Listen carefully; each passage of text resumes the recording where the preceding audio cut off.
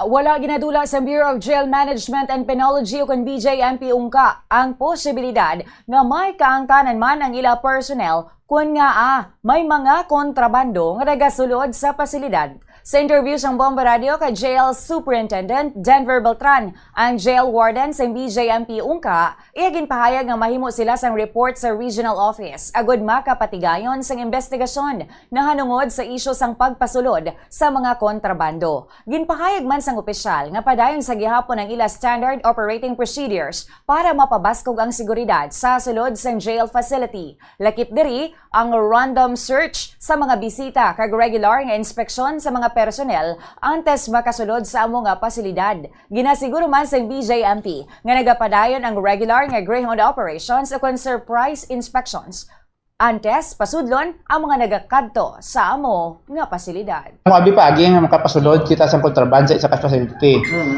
Pwede na siya through bisita, to haboy halin sagwa kay makita nyo ato nga facility man.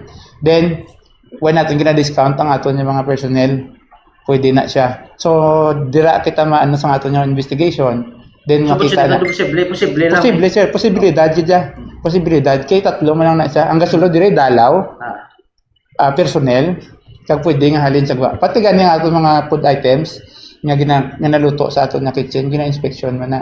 Tanan. Si Jail Superintendent Denver Beltran.